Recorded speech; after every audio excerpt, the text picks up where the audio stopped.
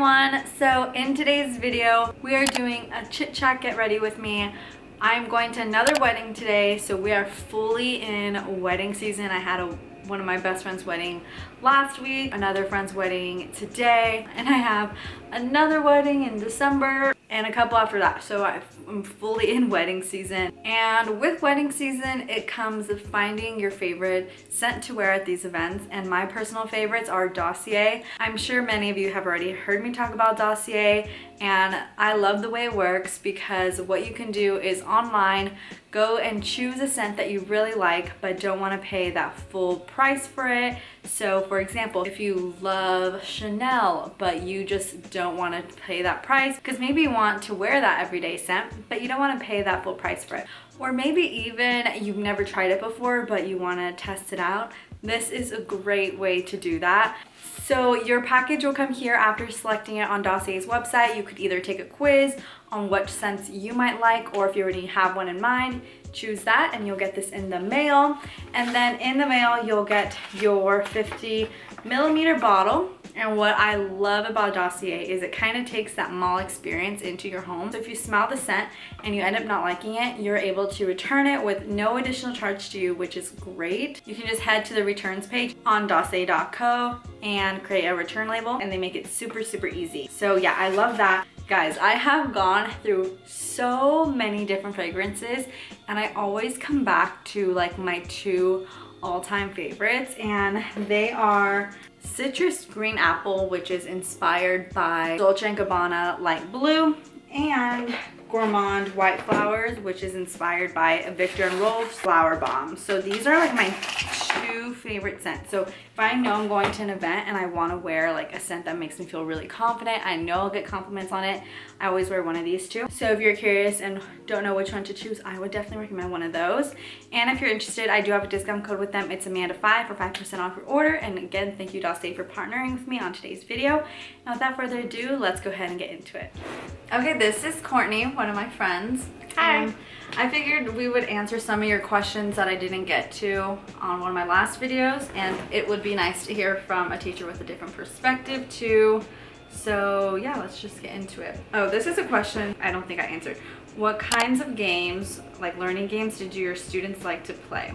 They love, oh my gosh, what is ABC YA? ABCYA? Have you heard of that? Is it an online thing? Yeah, it's an online thing. They love when they get to use their computers as a reward, I feel like. Yeah, I was gonna say, I know one of the examples that someone said was like trash ball. I played that a couple times with them, but oftentimes, yeah, it was a lot of the digital online games like Gimkit and Kahoot. They loved. I played that a lot at the end of the year. This year I got a couple like pop-it board games that I'm gonna use for math to like build arrays for multiplication and stuff. So I'm excited about that.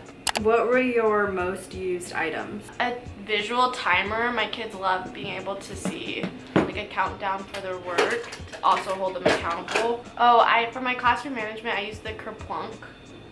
What's that? The Kerplunk game where you pull sticks and then the marbles fall. So every time they got a compliment from another teacher or they did really well in the fire drill or things like that, I would pull a stick. And so, and when all the marbles fell, they got a reward like 10 extra minutes of recess or computer time or whatnot. So they liked that, so I used that a lot. Personally, I use my Sharpies a lot. And my like good markers. Yeah, felt pens. Yeah. Yeah, personally, I made a whole video on my favorite things, but like the 10-cart rolling drawers I loved, and just that was like one of my favorite things ever to keep me organized. Is it hard surviving on a first-year teacher salary? I don't know, I feel like I've saved well, but I also spend my money a lot. I was gonna say, I feel like in the beginning of the school year, I felt like this is like not enough, but if you're able to manage your money well, and I will say our district does pay more than other districts in our state, so that's nice. And of course, like I do YouTube and social media, so I make extra money from that, so it has become more like comfortable for me, which I'm thankful for. But again, we are single women who don't have to worry about children or anything. Yeah. So it makes it a lot easier to just pay and worry about ourselves. But I will say, if we were living on this salary with kids, that's what I was gonna say. Like, I couldn't imagine supporting really a family. I mean, like if you were a single mother, like I don't know how I would do that, but I think because it's like I only have to worry about myself. I live with roommates, so like my rent is not that expensive. You just have to learn to budget and manage your money well. And I feel like you spend a lot of money in your first year, and then once you kind of create your like stockpile of things, like this year I feel like I don't have to buy as much. I mean, like you do buy things because you want to just like refresh stuff and whatnot. Especially if you are a first year teacher, especially, and this is like your first career, it does feel like, oh, I could actually do this. But I don't know, I think a lot of factors go into it, like even like just your cost of living of where you live. Like there's someone I follow who lives by the beach, and she posts very frequently of how hard it is to survive on her salary. Every situation is just so different. I saw on Netflix recently, I don't remember what it was called, maybe How to Live Your Rich Life or something like that, and that gave me a very interesting perspective on managing money and stuff, and just like how everyone's perspective of prioritizing different things in their life can really make a big difference in how you live your life. But would you prioritize grade level or district? Definitely district. Grade level could always change. And it could even change at the school that you were at. Literally. Like I got hired thinking I was teaching kindergarten, and then I moved to 3rd grade, so like. Yeah.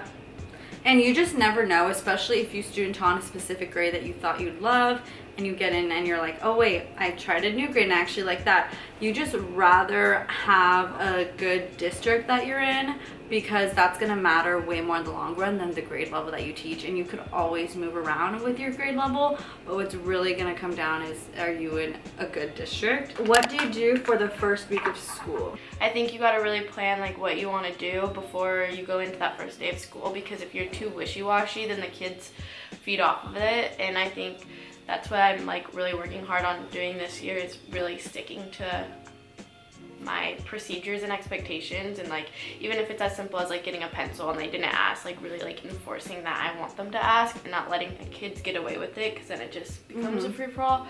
So I'm really trying hard to like plan out what my expectations are and really sticking to them. Especially, I think they say like the first month you really have to like drill into them of what you want done. Yeah, the first week it's spent a lot on just you really building your relationships with your students and building that classroom community, and also just those expectations. So you don't want to go into content just yet that first week, but really use that time to build relationships with your students and have them get to know each other better, and just really focusing on your procedures and expectations. I feel like admin are pretty lenient too on that first week of understanding that you're doing like get to know you stuff and getting your expectations A lot up. of times too, they'll tell you like don't start content until next week. And sometimes like my first month in reading is about characters and stuff, so it's like you can kind of relate. Definitely. Yeah, and that's the thing too, is even though you're not getting into like standards in the first week, there's still ways to incorporate standards that first week. Like bringing, I know we're doing an activity this year where you're doing kind of number sense activities, but all about themselves, and it's like about me activities involving number sense and then character traits. Like there's ways to incorporate content, and that helps you as in the beginning of the year see where your kids are at. Yeah. And also that first week starting those like pre-assessments to see where your kids are starting coming into that year too. That way when you start content, you'll know where to go. After your first year teaching, do you still feel like it's your passion? I would say yes. I love it so much, but I also switched careers from business to teaching. So I'm much more happier in the career that I am in now. Carly, get in.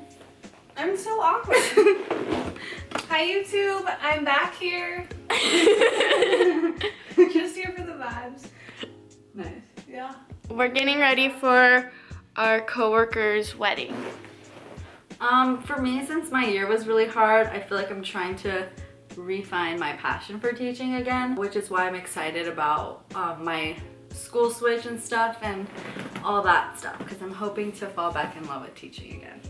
What are some strategies you thought were going to work but just didn't vibe with your class? Definitely, yeah. For me, it was definitely my approach of being very like a calm, like I used to have professors who taught us that like you never have to raise your voice in a classroom, and I was like, okay, well yeah, that's not my personality anyway, that I'm gonna take on that like teaching style, like just keep a calm voice at all times, and then quickly realized that that was not gonna work and I wasn't gonna be able to keep my soft tone pretty much the whole time. That's the one that comes on top of my head. I just think the whole year was just trial and error. Like, my biggest thing that I struggled with was my seating arrangement that I constantly changed. Like, I had them in groups in the beginning of the year, and then it just became a big game of like, I don't want to say, what is the game, like Tetris, where it's like so-and-so can't sit with these people, but then you can't have that person with that person, so it became like a whole like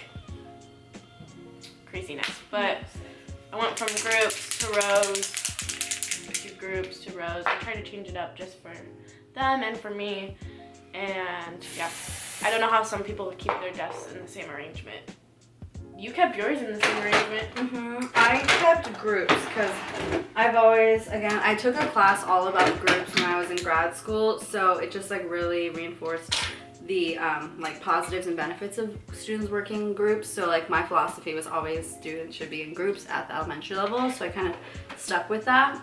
And at times it was challenging. I still really am a big proponent of groups. When I had them in rows, I did assign them a partner. So like I had them in, I don't know how to describe it, but it was like I had a runway. So there was 2 rows, a space, and then 2 rows. And so they were like, these sides were facing each other.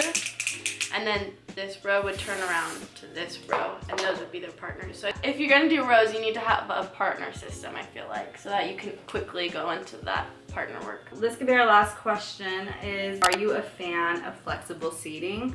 Oh, our camera's gonna die, so let's answer this question real quick. I love flexible seating, huge fan.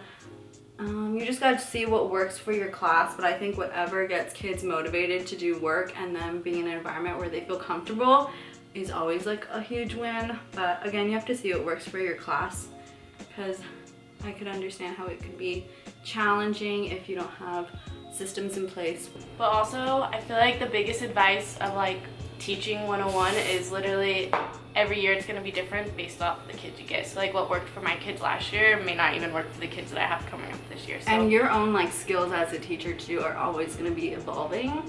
Yeah. So things always change. Look at us now. See you guys later.